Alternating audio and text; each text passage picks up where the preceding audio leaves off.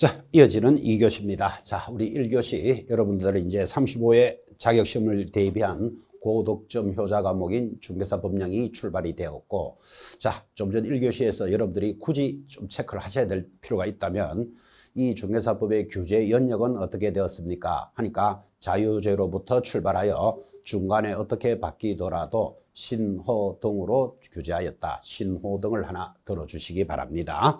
자, 이제 2교시입니다. 자, 2교시 이제 본격적으로 교재 25페이지 하단에 있는 중개사 법령의 제정 목적부터 출발을 하겠습니다. 우리는 이를 제1조라고 부릅니다. 자, 우리 제1조 목적에 대해서 정리를 하는데 참 재밌는 단원입니다. 자, 제가 한번 읽어보겠습니다. 우리 교재 하단을 보셔도 되고 PPT 자료에도 있습니다.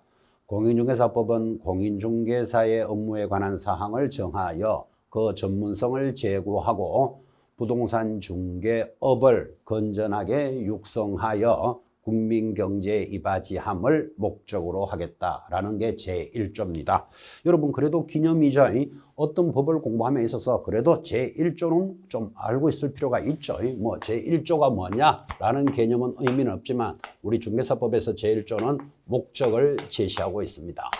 참고로 여러분 이 목적이라는 단어는 그죠. 1회 시험으로부터 지금 34회 시험이 막 끝났고 여러분들은 35회 수험생들인데 이 지금 보고 계신 1조 내용이 우리 중개사법에서 몇 번쯤 출제했을까요? 처음 공부하시는 여러분들은 잘 모르시겠죠. 당연히 약 22회 시험 때까지 약 11번 정도 출제가 됐습니다. 몇 번 출제했다고요? 11번을 출제했다고. 자, 그러면 1회 시험으로부터 22회 시험까지 약 11번이 출제됐다라는 말은 2년마다 한 번씩 무조건 출제했다 이런 표현이죠. 그러니까 여러분과 수업할 때 제가 이제 이 수업을 오랫동안 했지만 이때 15회, 16회, 17회, 18회 이럴 때 공부할 때는 1조는 2년마다 한 번씩 출제가 되는 단원이니까 원래 반드시 나옵니다. 그렇게도 수업을 했고 또 그 다음에는 2년마다 나온다고 원래는 안 나옵니다. 이렇게 공부하는 것도 아니죠. 공부를 그렇게 할 수는 없으니까. 그래서 목적은 매회 나옵니다. 이렇게 강조하고 수업했던 내용입니다.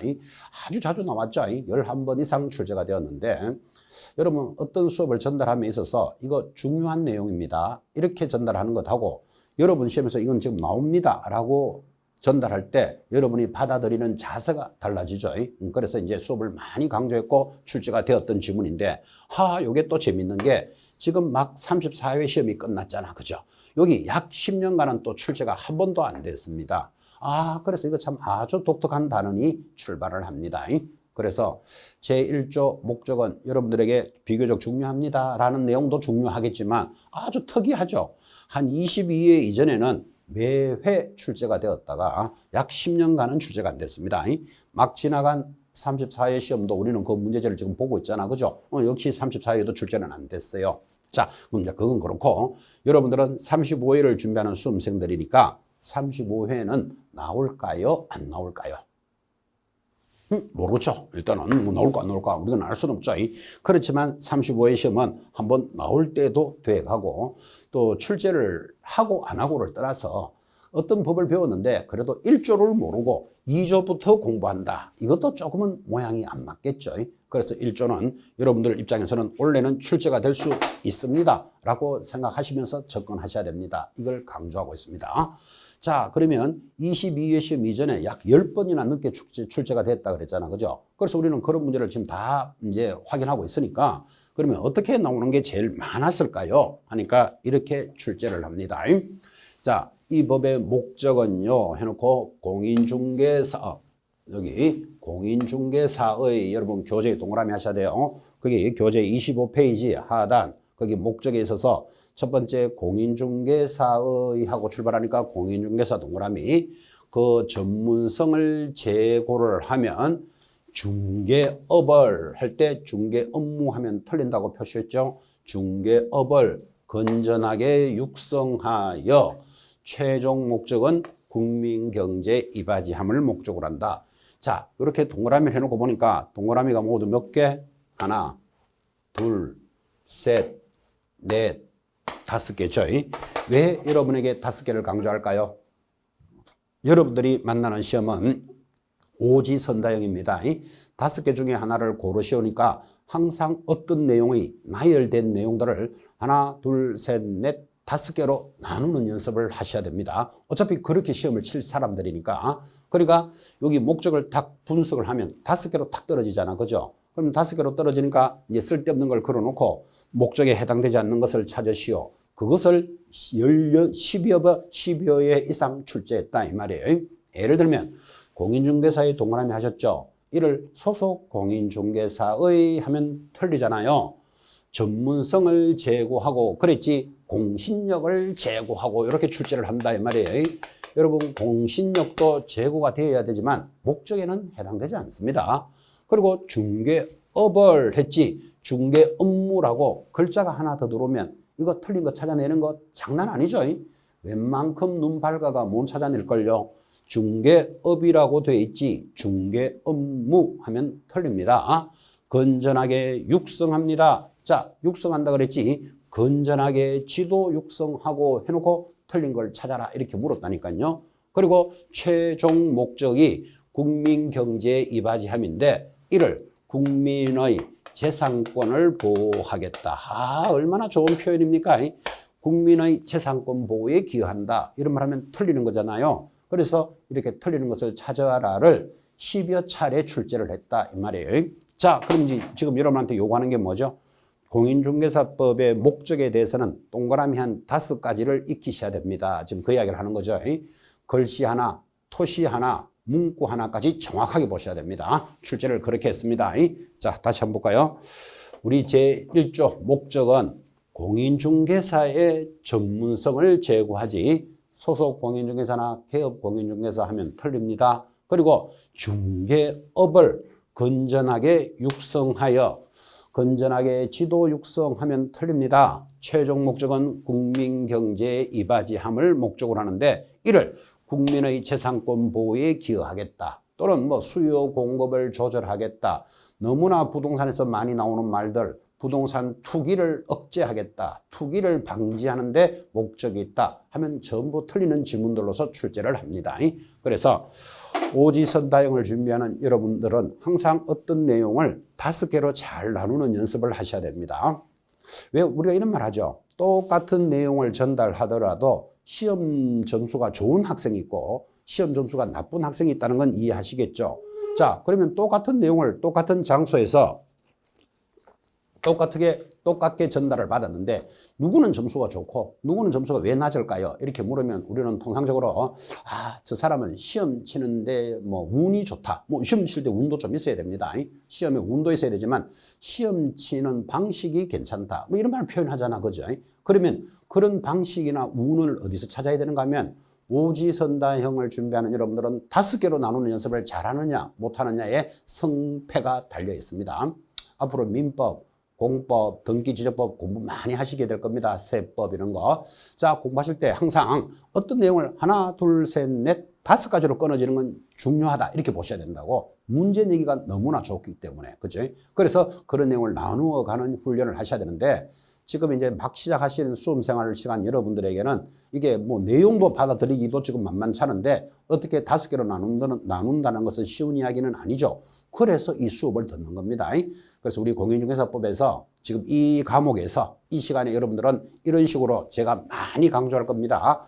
하나, 둘, 셋, 넷, 5가지로 떨어지는 것 시험 문제입니다. 또는 4가지로 떨어지는 것도 문제가 될 수 있죠. 다른 거 하나 넣고 아닌 것을 찾으시오. 문제 내기가 너무나 좋잖아. 그죠? 조금 확장하면 하나, 둘, 셋, 넷, 5, 6개 정도 되는 것도 잘 봐야 돼. 문제 내기가 좋기 때문에. 여러분 시험이 끝나고 나면요. 그날로부터 일주일 내로 문제에 대해서 이의 신청을 할 수 있다. 이런 제도가 있습니다. 이의 신청 시험이 끝나고 이제 시험기관에서 뭐 1번의 답은 3번입니다. 2번의 답은 4번입니다. 라고 가답을 발표해 주는데 여러분 이 가답이 발표되고 일주일 내로 이 문제가 잘못됐다고 생각하면 이의 신청을 하세요. 하는데 이의 신청이 많이 들어올까요? 작게 들어올까요? 수십만 건 들어옵니다. 틀린 수험생 입장에서는 일단 이 신청부터 한번 해놓고 보는 겁니다. 틀린 수험생들은 그러니까 해주면 좋고, 그지? 수십만 통이 들어오기 때문에 그래서 시험기관에서는 그 건에 대하여 일일이 답변을 이거는 그래서 맞고 이거는 그래서 틀렸고를 할 수는 없으니까 별도로 개별적인 답은 하지 않고 11월 29일 즉 한 달 뒤에 정답을 발표할 때 그 이의신청을 응용해서 다시 정답을 발표하여 합격자를 결정하겠습니다. 이렇게 되어 있습니다. 자, 그래서 통상 이제 한 달이 딱 지나보면요. 어떤 해에는 이 신청이 1번이 답이 3번이었는데 3, 4번 두 개 복수 정답이다. 이런 것도 하나 만들어진 적도 있고 또 어떤 문제는 아예 답이 안 되니까 다 맞다로 하겠다. 이런 것들이 이제 만들어지는데 결코 이 신청이 한 해 시험에서 3개 이상 나오지 않습니다. 과목이 지금 얼마나 많습니까? 민법, 개론, 중개사법, 공법, 공시세법 해서 과목이 근 6과목이나 되는 데서 한번 이 제기를 받아주는 게 몇 개라고요? 3개, 4개를 넘지 않습니다. 한 번도 없었던 해는 없었던 것 같아요. 왜 그런가 하면 어차피 사람이 출제하다 보면 뭐 약간의 표현, 약간의 오타, 실수는 있을 수도 있다고 봐야 되겠죠. 한두 개 정도는 이 제기를 받아줬는데 뭐 5개, 6개, 10개를 받아준 적은 절대로 없겠죠. 이 신청을 만약에 5개가 넘었다. 그러면 그 과목에서 출제자는 굉장히 체면이 떨어지죠. 문제를 얼마나 잘 못 냈길래 이 신청을 받을 수 있는 문제를 5개나 만들었느냐. 체면이 떨어질 문제잖아. 그죠? 그래서 체면 문제 때문인지는 몰라도 하나 아니면 2개 받아주는 것도 어렵습니다.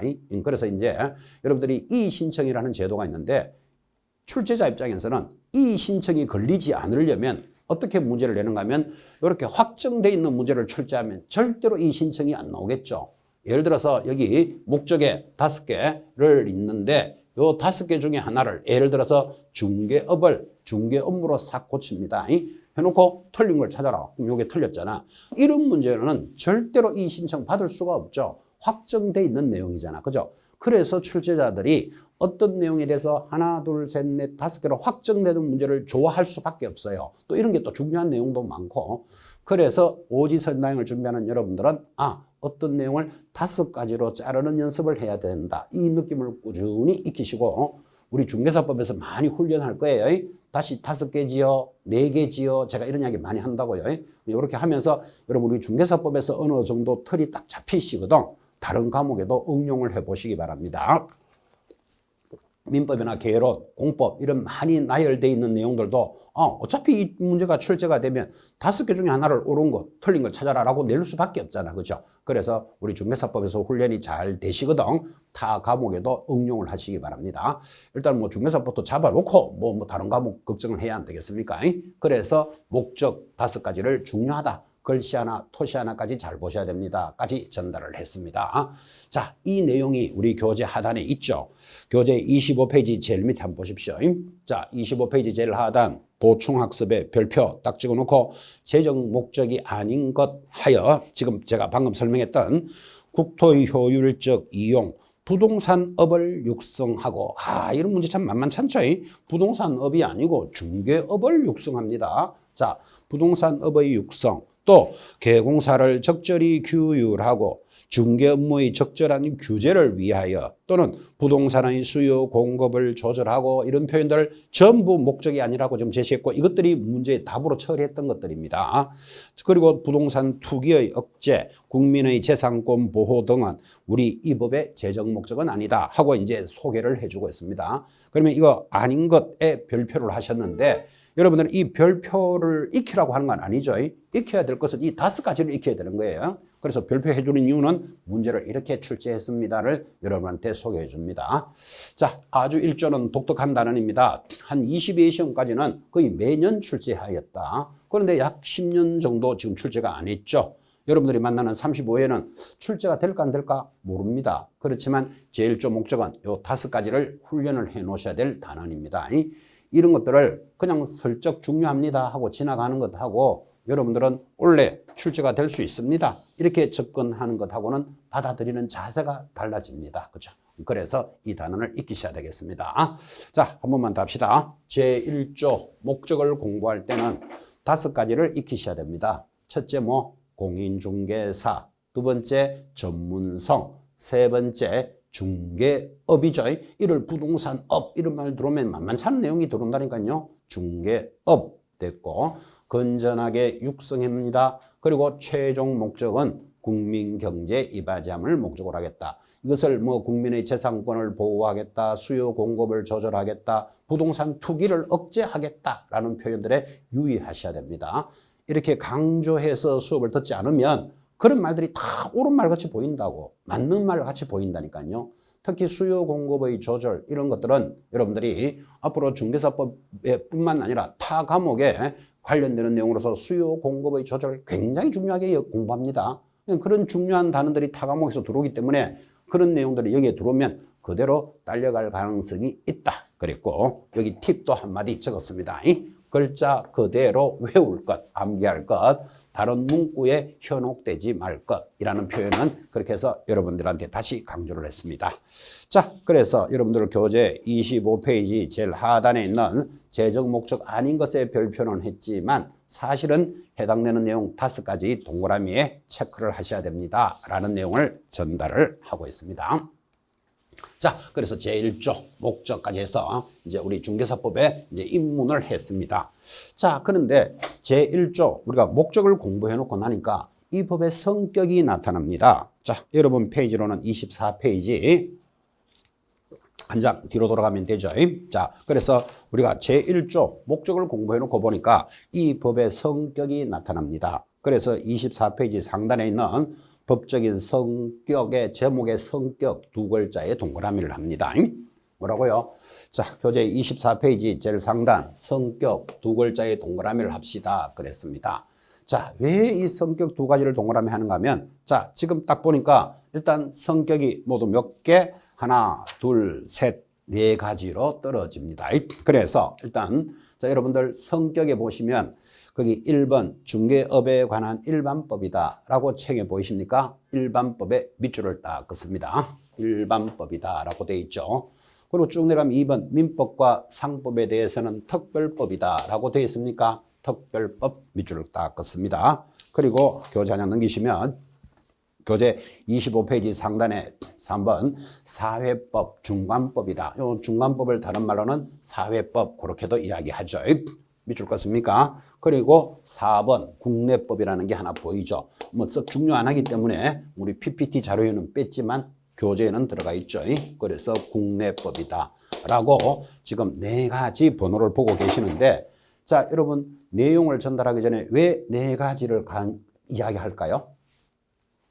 방금 이야기했죠. 여러분들은 오지선다형을 준비하니까 어떤 내용이 하나, 둘, 셋, 4가지로 들어오면 잘 봐야 된다를 지금 강조하려고 다시 4가지입니다. 첫 번째 1번, 여기다 형식을 한번 봅니다. 2번, 3번, 4번의 4가지로 성격이 구성이 되어 있습니다.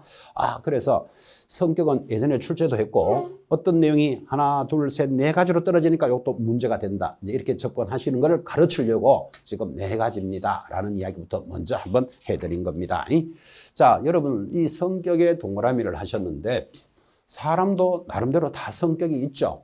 제가 예전에 수업하면서 그랬습니다. 앞에 계시는 분한테 본인은 어떤 성격이십니까? 하니까 뭐 차분한 성격입니다. 이렇게 말하는 분도 있었고, 어떤 분은 뭐 활발한 성격입니다. 또는 뭐 나름대로 뭐 씩씩한 성격입니다. 성격을 이야기하는데, 어떤 분은 참 기억에 남는 분은 저를 빤히 쳐다보더니만 까칠한 성격입니다 그러더라고요. 저한테 까칠한지 원래 까칠한 성격인지는 모르겠는데, 자, 사람도 봐요. 나름대로 성격이 있잖아. 그죠? 그러면 법에도 성격이 있다. 지금 그렇게 전달하는 겁니다. 자, 우리 중개사법은 그럼 어떤 성격일까요? 이 성격이 하나, 둘, 셋, 4가지이기 때문에 중요하게 공부하는 겁니다. 시험에 들어올 수 있기 때문에 내용 자체가 중요하다. 이런 내용도 있을 수 있고, 문제를 내기가 좋다. 이런 문제도 나올 수 있습니다. 우리는 어차피 맞추는데 의미가 있으니까. 자, 이 법의 성격은 첫 번째, 부동산 중개와 중개업에 관해서는 기본법이면서 일반법의 성격입니다. 이 뜻입니다. 자, 중개업을 하면서 도로교통법 또는 뭐 건축법 또는 도시계획법 이런 거 보면서 중개업하는 거 아닙니다. 중개업에 대해서는 이 법이 가장 기본적인 법이고 일반법이다. 그 일반법적 성격 이렇게 말합니다.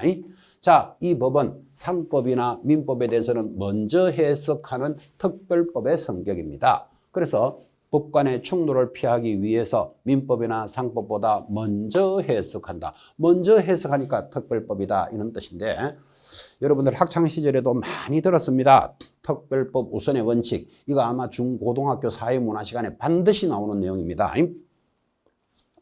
무슨 내용이요?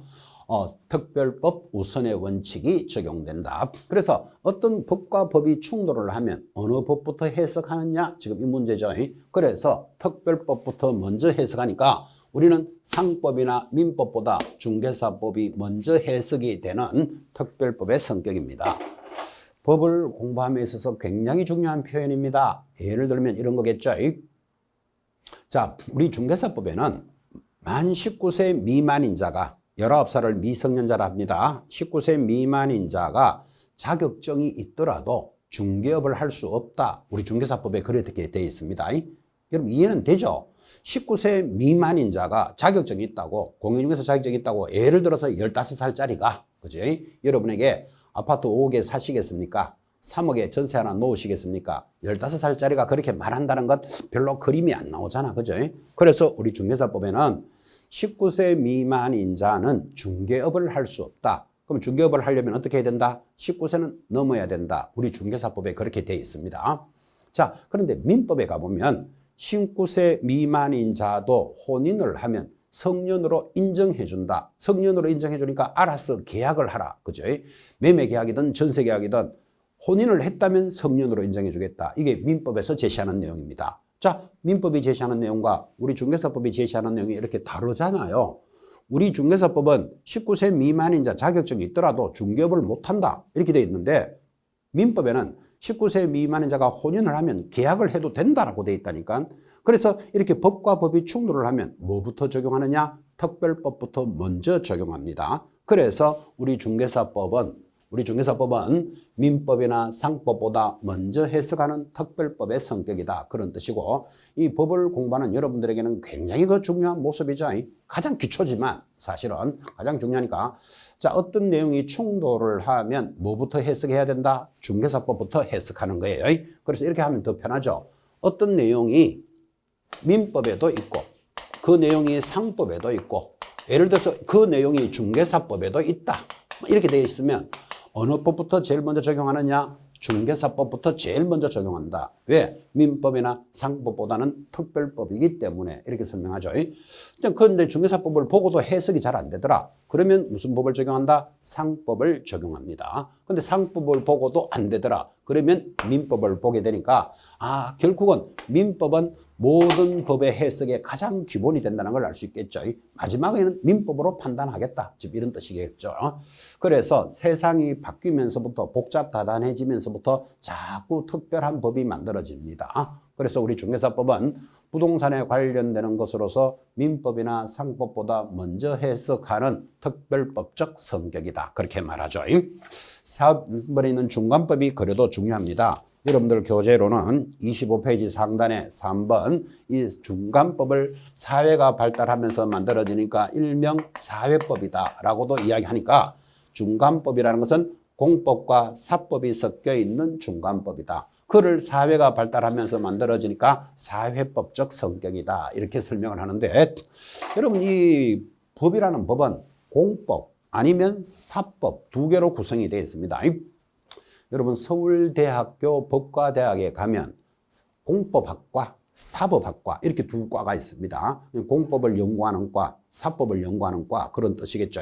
그래서 서울대학교 공법학과, 사법학과가 있듯이 법에는 공법 아니면 사법 두 개로 되어 있고 공법이라는 것은 여기서 잠깐 설명했지만 국가가 관리하는 헌법이나 형사소송법 이런 것들을 공법적인 요소라 그럽니다.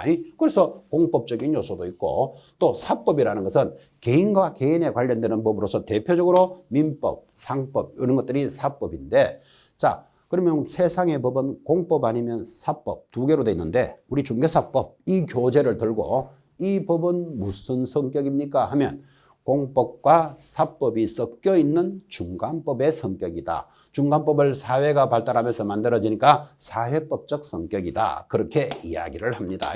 왜 그런가 하면요. 이게 공인중개사법은 뭐 집을 파는 사람 그리고 그것을 중개해주는 개공사 개인과 개인에 관련되는 내용들로서 연결이 되어 있지만 이것을 국가가 개입을 하지 않으면 의뢰인들이 손님들이 피해를 보는 수가 많이 있겠죠.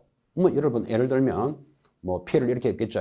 내년에 길도 안 나는데 개업 공인수가 야 이거 내년에 길 나면 대박이야. 그러니까 지금 1억짜리 땅이지만 2억에 살아. 비싸게 살아 이 말이에요. 내년에 도로가 나면 10배가 올라갈 거니까 그 말을 믿고 샀어. 근데 길이 안 났답니다. 길이 안 나면 이 사람은 1억의 손해를 입을 수도 있잖아요. 그래서 피해자가 발생하는 것이 있을 수 있으니까 국가가 개입을 해서 의뢰인을 보호하기 위해서 국가가 개입되어 있는 공법적인 요소가 들어와 있다. 그런 뜻이에요. 그래서 우리 중개사법을 공부해보면 뭐 3년 징역 3천만 원 벌금에 처한다. 1년 징역 1,000만 원 벌금에 처합니다. 이런 징역이나 벌금이 형사소송법이고 이런 것들은 국가가 관리하는 법이겠죠. 그리고 개인과 개인에 관련되는 법의 양이 더 많지만 대표적으로 두 법이 섞여 있으니까 이것을 우리는 중간법이다. 그렇게 이야기를 하고 그러면 이런 중간법은 공인중개사법만 중간법이냐가 아니고 예를 들어서 대표적으로 노동법 이런 것들도 대표적으로 중간법에 해당되겠죠.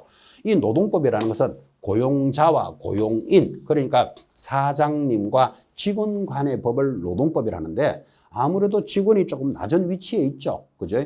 그래서 이것을 국가가 그냥 개입을 안 하면 고용주가 마음대로 월급을 전 월급쟁이들은 100만 원만 주겠다. 여러분 지금 100만 원만 받아가지고는 못 산다는 건 이해하시겠죠?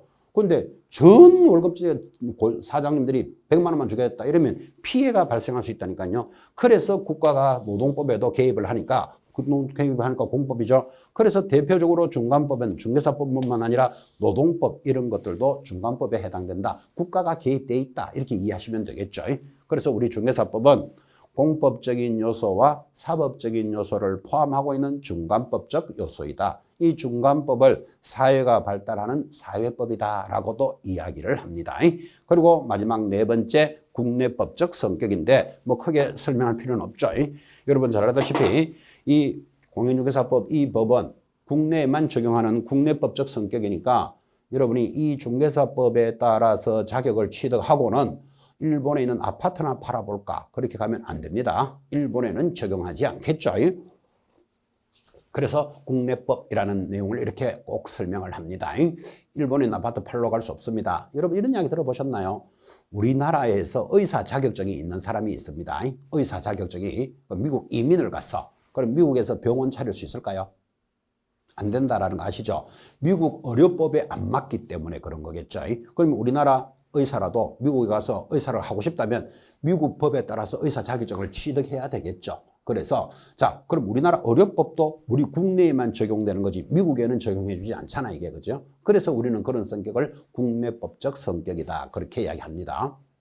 다시 여러분들은 앞으로 공부를 열심히 하셔서 부동산을 소개하는 공인중개사가 될 예정인데 여러분 일본이나 미국에도 우리나라와 같은 공인중개사 제도가 있을까요? 없을까요? 당연히 있겠죠. 미국에도 그 많은 넓은 부동산을 일본에도 그 많고 많은 부동산을 거래해주는 우리말로 하면 공인중개사라는 제도가 있겠죠. 자 그러면 우리나라 사람이 공인중개사를 취득해서 일본에 있는 아파트 중개하러 가면 된다 안 된다? 안 된다. 지금 그 이야기 하는 거예요. 그래서 우리 중개사법은 국내에만 적용하게 되는 국내법적 성격입니다. 자 그래서 제1조 목적을 공부를 딱 하고 보니까 이 법의 성격이 나타나는데 이 법의 성격이 네 가지로 딱 떨어지는 거예요. 자, 1번 중개업에 대해서는 기본법이면서 일반법적 성격이다. 2번 민법이나 상법보다는 먼저 해석하는 특별법적 성격입니다. 3번 여러분 너무나 잘 알다시피 공법과 사법이 섞여 있는 중간법적 성격이면서 마지막으로는 국내에만 적용하는 국내법적 성격. 그 성격 네 가지는 익히셔야 됩니다. 아주 오래전에 출제도 되었고 또 하나, 둘, 셋, 네 가지로 떨어지는 것은 문제다. 이렇게 접근하라 그랬잖아. 그죠? 그래서 성격을 짚어놓고 출발을 합니다. 자, 목적을 공부하고 나니까 이제 이 법의 성격이 나타났으니까 성격까지를 정리하셨다면 드디어 교재 26페이지 제2조 용어의 정의로 접어듭니다. 자, 지금 제 번호로는 제3장이고 법 조문으로는 제2조입니다. 여러분 1조가 뭐였죠? 1조가 방금 했던 목적에 대해서 공부했습니다. 목적은 5가지로 나누어서 설명해야 된다. 그리고 목적이 아닌 것들에 대해서 주의해야 된다. 이런 것들이 정리가 되었다면 성격은 4가지로 나타났고 자, 제2조가 지금 보고 있는 용어의 정의입니다.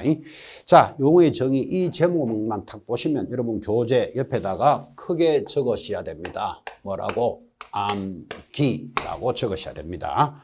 자, 교재 그 상단의 용어의 정의 옆에다가 암기라는 두 글자를 적으세요 그랬는데 왜 암기를 적으셔야 되는가 하면 이렇게 교재에 적어놓고 앞으로 여러분 교재를 가지고 공부를 하시겠죠.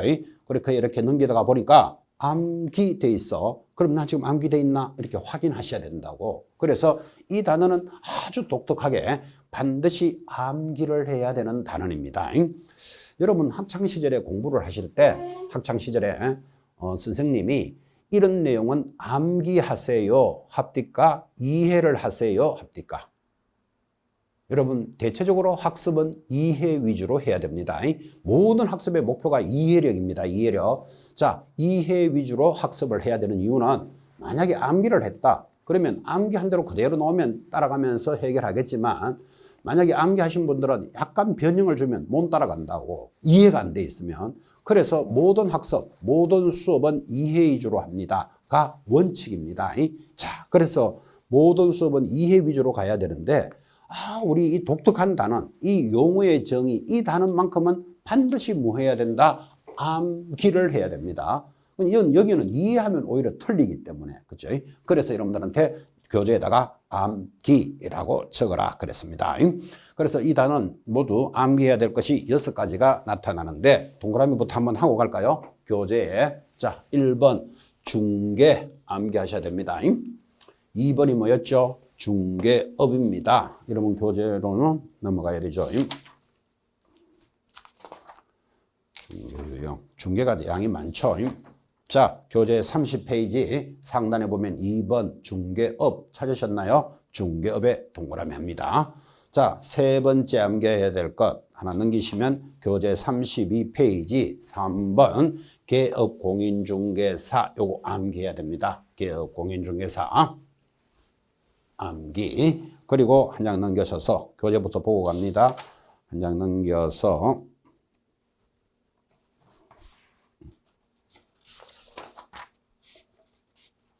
35페이지까지 넘어갑니다. 자, 35페이지 상단에 4번 공인중개사라는 암기도 하셔야 됩니다.